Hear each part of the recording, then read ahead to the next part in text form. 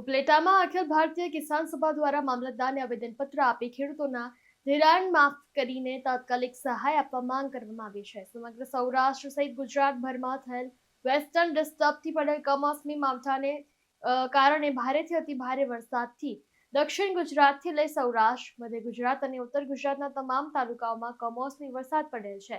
તેનાથી ખેડૂતોના તૈયાર થઈ ગયેલા ખરીદ પાક મગફળી, સોયાબીન, ડાંગર, કઠોળ અને કપાસના પાકો સંપૂર્ણ રીતે નષ્ટ થઈ ગયા છે અને ખેડૂતોએ ભારે મોંઘા ખર્ચ કરીને ખરીફ પાકના વાવેતર કરેલ છે. આ પાકોને કમોસમી વરસાદથી ખેડૂતોની રોજીરોટી છીનવાઈ ગઈ છે.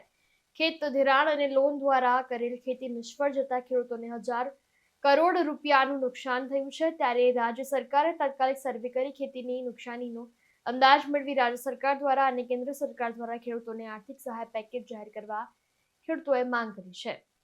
કેન્દ્ર સરકાર સમક્ષ સમયસર માંગ કરી કેન્દ્ર સરકાર ગુજરાતના ખેડૂતોની નુકસાની અંગે ઉદારતાથી સહાય આપે અને ખેડૂતોએ લીધેલ ખેત ધિરાણ માફ થાય તો જ ખેડૂતો રવિ પાકનું વાવેતર કરી શકે તેવી સ્થિતિને ધ્યાને લઈ રાજ્ય અને કેન્દ્ર સરકાર તાત્કાલિક કાર્યવાહી કરે તેવી માંગ સાથે ગુજરાત રાજ્ય સમિતિ ગુજરાત કિસાન સભા દ્વારા ઉપલેટા મામલતદારને આવેદનપત્ર આપી સરકાર સમક્ષ રજૂઆતો કરી હતી. મારું નામ દયાભાઈ ગજેરા, ગુજરાત કિસાન સભાનો રાજ્ય પ્રમુખ છું.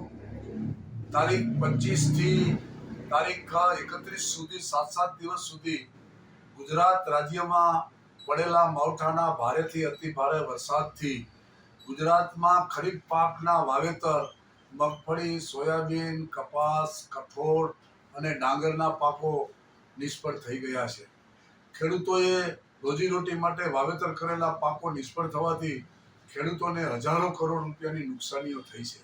આ નુકસાનીઓ થવાથી ખેડૂતો આજે કરજદાર થઈ ગયા છે અને રવિ પાકનું વાવેતર કરવું હોય તો પણ તેઓ ભયંકર નાણાં ભીડ અનુભવે છે.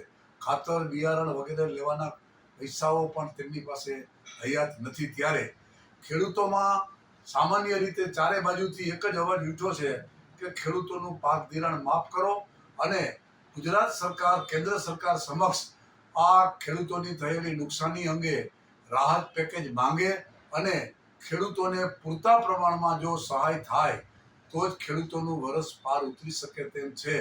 આ બાબતથી સરકાર પણ સારી રીતે જાણતી હોવા છતાં સરકારના પ્રતિનિધિઓ ગામડે ગામડે જઈ અને ખેડૂતોની રૂબરૂ મુલાકાત અને પાકની રૂબરૂ મુલાકાત લીધેલ હોવા છતાં સરકારશ્રીમાં કોઈ એવો અવાજ દેખાતો નથી. ત્યારે ખેડૂતો અકળાઈ ઉઠ્યા છે અને ચારે બાજુ ખેડૂતો પોતાની માંગને મજબૂત કરી રહ્યા છે.